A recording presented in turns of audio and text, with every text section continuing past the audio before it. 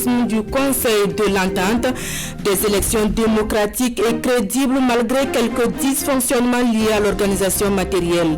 C'est le regard de l'institution sous-régionale. Mieux pour elle, le Burkina est un cas d'école. Précision sur sa mission d'observation dès le début de ce journal. Et puis crise en Éthiopie, au moins 600 civils tués le 9 novembre dans la région dissidente du Tigré. Auteur du massacre des miliciens tigréens selon la Commission éthiopienne des droits de l'homme. 36 000 personnes, elles, ont déjà fui vers le Soudan voisin. Bonjour et merci de nous suivre. Nous ouvrons ce journal au palais de Kosiam où le président du Faso a reçu ce matin le représentant spécial du secrétaire général des Nations Unies pour l'Afrique de l'Ouest et le Sahel, le double scrutin de dimanche au Burkina et bien d'autres sujets communs à la sous-région étaient au menu des échanges entre Ibn Chambas et Roch-Marc Christian Kabouri. Le compte-rendu de l'audience est signé Kwalen Ebie et Isia Kanana. Les Nations Unies félicitent le gouvernement et le peuple burkinabé pour le bon déroulement du double scrutin présidentiel et législatif du 22 novembre dernier. Des félicitations portées au président du Faso ce mercredi matin par le représentant spécial du secrétaire général des Nations Unies pour l'Afrique de l'Ouest et le Sahel. À la suite du secrétaire général des Nations Unies, M. Antonio Guterres, j'applaudis le gouvernement, le peuple et tous les acteurs burkinabés pour l'organisation, la conduite et le déroulement pacifique du processus électoral. Je félicite également les organisations de la société civile burkinabé qui ont fait un travail remarquable à travers le déploiement de nombreux observateurs, dont en particulier des femmes et des jeunes. Toutefois, le processus n'est pas encore achevé. Les Nations Unies s'associent aux efforts de la CEDEAO, l'Union africaine et l'OIF pour encourager vivement tous les acteurs politiques à permettre la complétion du processus électoral dans les meilleures conditions. Le représentant spécial du secrétaire général des Nations Unies pour l'Afrique de l'Ouest et le Sahel invite par ailleurs les acteurs politiques burkinabés à recourir aux voies constitutionnelles et légales existantes pour régler les éventuels contentieux. Sur le double scrutin de dimanche, le pays des hommes intègres fait cas d'école dans la sous-région, foi du Conseil de l'Entente qui vient de faire le bilan de sa mission d'observation. L'organisation sous-régionale salue le caractère démocratique du scrutin et invite les acteurs politiques à faire preuve de responsabilité dans la gestion de l'après-scrutin. Le point de sa conférence de presse avec Souleymane Sanou et Wendata Nathalie Kaouré. Présente au Burkina Faso depuis le 16 novembre dernier, la mission d'observation du Conseil de l'Entente a suivi le déroulement des scrutins dans une centaine de bureaux de vote. À l'heure du bilan, c'est un satisfecit qui se dégage dans l'ensemble. La mission du Conseil de l'Entente salue la maturité politique du peuple burkinabé et tient à réaffirmer que les élections présidentielles et législatives qui viennent de se tenir contribue à ancrer davantage la démocratie et les principes de l'état de droit au Burkina Faso. Au nombre des difficultés, la mission d'observation déplore l'acheminement tardif du matériel de vote et l'insuffisance de formation de certains membres du bureau de vote. Elle fait des recommandations aux organisateurs et lance un message d'apaisement aux acteurs politiques. Les observateurs du Conseil de l'Entente recommandent de poursuivre le renforcement des capacités du personnel électoral, veiller à l'acheminement à temps et au complet du matériel électoral, d'envisager le vote par anticipation des forces de défense et de sécurité pour leur permettre de se consacrer entièrement à la sécurisation des lieux le jour du scrutin. La mission du Conseil de l'Entente invite tous les acteurs politiques à attendre dans le calme la proclamation provisoire par la CENI et définitive par le Conseil constitutionnel des résultats des élections et recourir exclusivement aux voies légales en cas de contestation des dits résultats. Au terme de sa mission, l'équipe des observateurs du Conseil de l'Entente estime que la tenue des élections couplées au Burkina Faso vient renforcer l'ancrage démocratique dans la sous-région. À partir de l'expérience burkinabé, elle annonce une rencontre internationale de capitalisation des bonnes pratiques électorales au profit des États membres du Conseil de l'Entente. Le mouvement Plus Rien ne sera comme avant juge les élections de dimanche acceptables et met en garde l'opposition contre tout acte de nature à détériorer le climat social. Sur la situation post-électorale, le MPRESCA a animé ce matin un point de presse.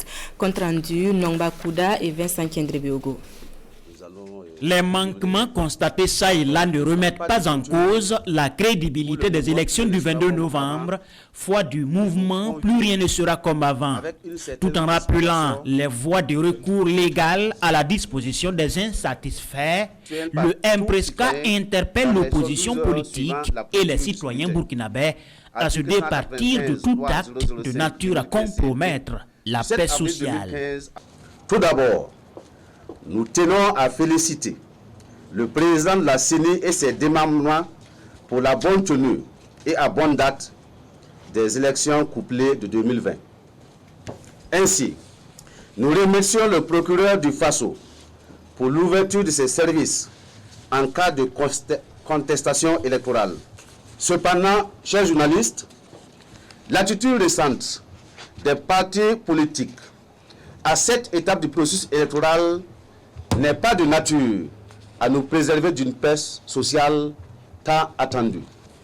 Le mouvement Plus Rien ne sera comme avant condamne fermement l'attitude des partis politiques de l'opposition et les invite à se soumettre aux lois qui encadrent notre processus électoral. Le MPRESCA salue également les organisations régionales et internationales qui ont accompagné le Burkina Faso dans l'organisation de ces élections. Santé à présent et nous vous faisons écho de la commémoration de la journée mondiale de la prématurité. Ce 24 novembre, les sociétés burkinabées de pédiatrie et de gynécologues obstétriciens se sont retrouvées autour de la prévention de la prématurité. Jean-Eudes Bayala et Aimé Solange Djigma. Elle affiche aujourd'hui un large sourire avec son enfant au bras. Rakieta Sanfo, c'est d'elle qu'il s'agit. Il avait perdu à la naissance de son enfant Razak. Elle l'a eu à 6 mois de grossesse, un prématuré dont la survie était menacée. Après 42 jours passés au CHU Charles de Gaulle, Razak, surnommé le boss de la pédiatrie, donne de l'espoir à sa famille. Mais je remercie bien les docteurs puisque c'est eux qui m'ont aidé pour que Boss devienne Boss aujourd'hui. Puisque Boss était comme une petite souris. Si on le met dans le faucon là même là, le pied là même n'atteint même pas la fin du faucon là. On lui se fait comme si c'était de la sauce. Il se refroidit, on le prend, on part chauffer, on le ramène. Franchement, j'ai souffert, mais aujourd'hui, là, je les remercie bien. Le Burkina a enregistré en 2018 16 940 naissances prématurées sur 759 084 naissances. La prématurité constitue la 3e cause de décès des enfants de moins de 5 ans dans les formations sanitaires d'après les chiffres de la Société burkinabé de pédiatrie. Cette journée vise donc à éveiller les consciences des décideurs de la santé et des communautés sur la question. Ce sont des décès qu'on appelle évitables. Et vous les avez vus, quand les efforts sont fournis, après ils se développent très bien. Donc l'objectif de la journée en résumé c'est ça, c'est de faire connaître les prématurés, savoir que c'est un goulot d'étranglement, que le taux de mortalité est élevé et également qu'on puisse prévenir la prématurité. Il s'agit en tout cas pour le ministère de la Santé de faire en sorte que tout ce qu'il y a comme prise en charge, tout ce qu'il y a comme équipement, tout ce qu'il y a comme infrastructure soit en tout cas disponible au niveau donc de formation sanitaire afin qu'on puisse faire en sorte que la mortalité néonatale et infantile puisse diminuer dans notre pays. La journée mondiale de la prématurité célébrée chaque année le 17 novembre a été commémorée ce jour 24 novembre en raison de l'actualité politique au Burkina. Elle est placée sous le thème « Prévention de la prématurité », une occasion d'attirer l'attention sur les causes de ce phénomène. Promotion de l'entrepreneuriat agricole et des bonnes pratiques, la télévision du Burkina y participera davantage et ce sera à travers l'émission Agrimag. Le ministère en charge de l'agriculture et la RTB viennent de signer un partenariat sur la question. Précision dans ce reportage de Nongba Kouda et Sébastien Zongo. Le ministère en charge de l'agriculture et la radiodiffusion télévision du Burkina officialise un partenariat à travers ces signatures. Le ministère met sur la table 24 millions de francs CFA pour la vulgarisation des bonnes pratiques agricoles et des opportunités du secteur à travers une émission mensuelle dédiée à l'agriculture dénommée Agrimag. Chaque année, il y a près de 1 200 000 jeunes qui cherchent à aller dans la fonction publique avec à peu près souvent 4 000 postes. Alors que il y a l'agriculture qui est là, qui est une opportunité parce que nous avons les ressources qu'il faut, nous avons l'eau qu'il faut. Donc, pourquoi ne pas s'orienter vers l'agriculture, pouvoir devenir des entrepreneurs? La convention engage la RTB sur une année à produire et à diffuser 8 numéros par la télévision, 9 par la radio nationale et 9 autres émissions interactives en langue nationale par la radio rurale en synchronisation avec les RTB régions. Avec des magazines, des documentaires, des reportages, des émissions plateau à la radio nationale, à la télévision nationale du Burkina. Nous allons donc porter ce message-là à l'endroit notamment des jeunes pour leur dire qu'il y a beaucoup de choses à faire et à gagner dans le domaine de l'agriculture. Ces émissions qui verront bientôt le jour seront produites en collaboration avec la Direction générale des productions végétales. Elle vise à contribuer à résoudre la problématique de l'autosuffisance alimentaire par la promotion de l'entrepreneuriat agricole. Cap sur la cité du Cavalier Rouge qui vit depuis le 23 novembre dernier au rythme de l'édition 2020 des Nuits atypiques de Koudougou. Une manifestation qui a désormais un quart de siècle de vie.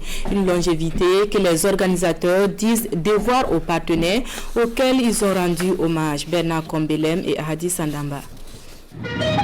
Je suis la culture qui unit les fils de la nation, culture qui nous réunit aujourd'hui sur ce site, capable de faire de plusieurs un. C'est le mot de bienvenue à l'édition 2020 des Nuits atypiques de Kourgounak.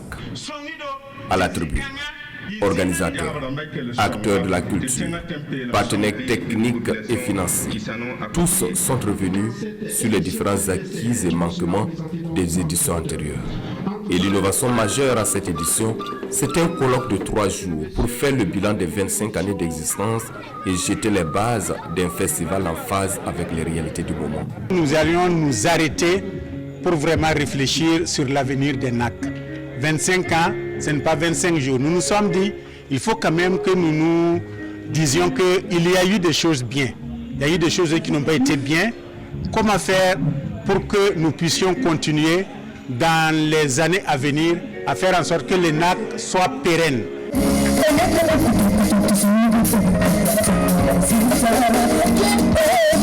À cette 25e édition également, l'on a rendu hommage à tous les partenaires des NAC à travers la soirée Barca. Et ce sont une 60aine de personnes physiques et morales qui ont reçu des attestations de reconnaissance. Un merci, c'est pour encore en avoir demain. Et nous avons dit 25 ans, il faut qu'on s'arrête quand même pour dire merci à tous ceux qui nous ont aidés jusqu'à présent et qui vont continuer certainement à nous aider. Cadre d'expression et de promotion culturelle, les NAC 2020, ce sont plus de 30 artistes et troupes venus de la Côte d'Ivoire, du Ghana, du Mali et bien entendu du Burkina Faso qui animeront ces nuits atypiques. Les NAC, c'est aussi et surtout cette rue marchande qui, une semaine durant, offre aux festivaliers toute une gamme de produits artisanaux, ceux locaux transformés et autres. Cette brève avant de poursuivre ce journal, l'ancien président nigérien Mamadou Tandja n'est plus. Il est décédé hier à l'âge de 82 ans. Mamadou Baba Tandja a dirigé le Niger de 1999 à 2010, date à laquelle il fut renversé par un coup d'État. Un deuil national de 72 heures est décrété dans le pays. En Éthiopie, au moins 600 civils auraient été tués le 9 novembre dernier dans la région dissidente du Tigré. Des miliciens tigréens seraient les auteurs du massacre selon la Commission éthiopienne des droits de l'homme. Fuyant les combats qui embrasent la région du Tigré, des centaines d'Éthiopiens traversent chaque jour la rivière Tekeze pour se rendre au Soudan. Livrés à eux-mêmes, ils font face à un avenir incertain et laissent derrière eux une vie qu'ils ne retrouveront peut-être jamais. La plupart atterrissent dans des camps bondés aux conditions insalubres, mais d'autres, comme Semaraja et son mari, ont pu être hébergés par une famille soudanaise.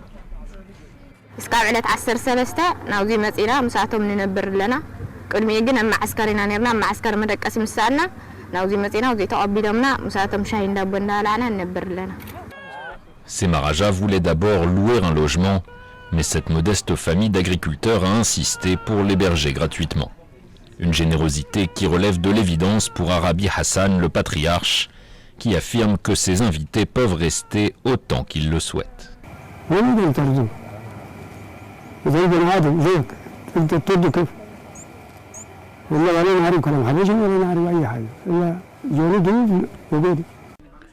Depuis les années 60, des centaines de milliers d'Éthiopiens et d'Érythréens fuyant guerres et famines ont trouvé refuge dans cette région de l'Est du Soudan. Une longue tradition d'hospitalité qui pourrait être de nouveau sollicitée. Les Nations Unies estiment que le nombre de réfugiés éthiopiens pourrait atteindre 200 000 dans les 6 prochains mois. Retour au pays pour parler de sport. Le président de la Fédération burkinabé de football est allé encourager Salitas FC, un club qui doit affronter dimanche Ashanti Goldfield dans le cadre des matchs préliminaires de la Coupe CAF. Lazare Bansé n'est pas allé les mains vides. Le film de sa visite avec Adama Guiti et Alain Didier Compaoré. Une aide d'honneur pour accueillir une personnalité de marque. Ça se passe au centre d'entraînement de Salitas FC. À 48 heures de s'envoler à Obuasi au Ghana pour le match aller des préliminaires de la Coupe CAF contre Ashanti Goldfield, les Colombes de Ouaga 2000 ont reçu la visite du patron du football burkinabé Lazare Bansé. Salitas joue ce week-end au Ghana, donc je suis venu pour encourager l'encadrement technique, les joueurs pour le match de ce week-end et leur demander de nous apporter une victoire. Et le président n'est pas venu les mains vides. 2 millions de francs CFA, plus des ballons ont été offerts à l'équipe du colonel Yak. Il est important aussi que la fédération puisse faire un geste pour ce club aujourd'hui qui va nous représenter au niveau continental. Et c'est ce que nous avons fait. Dans le cadre de la Coupe de la Confédération africaine de football, Salitas doit jouer le 29 et le président et son staff ont bien voulu venir nous soutenir. Cela démontre encore une fois la supériorité d'esprit que le président a, mais aussi lui dire que nous allons faire de telle sorte que Salitas puisse aller encore beaucoup plus loin. Du côté du staff technique et des joueurs, même sans connaître l'adversaire, l'objectif est d'aller faire un bon résultat. Ça fait plus de 2 semaines que nous sommes en train de travailler sérieusement, en passant très bien à la campagne africaine, parce qu'on sait que c'est déjà proche, donc on s'est vraiment mis au travail par rapport à ça. On se bat quand même sur le football ghanéen pour se préparer. On sait que c'est des équipes qui jouent très bien et on prendra toutes les dispositions nécessaires quand même pour le contrecarrer en fonction de cela. Salitas a maintenant l'expérience, 3e année consécutive en campagne africaine. Voilà, maintenant c'est à nous de faire de notre mieux, voilà, parce qu'on se déplace d'un pays voisin, on sait que ça ne serait pas facile, voilà, mais c'est à nous maintenant d'essayer de faire de notre mieux. Voilà, de jouer à fond le match et faire un bon résultat là-bas. La fédération se dit disponible à accompagner les représentants du Burkina Faso en campagne africaine à accéder au moins les phases de poule. un coup d'œil sur les quotidiens avant de refermer cette édition. Le retrait des 5 commissaires de la CENI du processus d'examen et de validation des résultats alimente les journaux. La lecture croisée de Sekou Zongo. 5 commissaires de la CENI s'étaient retirés du processus de compilation, de validation et de proclamation des résultats. La question est analysée par l'observateur Palga. Question toute simple mais utile. Faut-il croire qu'il y a une stratégie manifeste de blocage ourdie par des opposants désespérés pour gripper la machine? S'interroge l'analyste du journal. Il faut se dire, répond mon confrère, avec une lecture dépassionnée du rapport de force, les contempteurs du MPP ne doivent pas s'étonner du Wenvuka ou encore, dans un langage sportif, le coup KO qui se profile à l'horizon.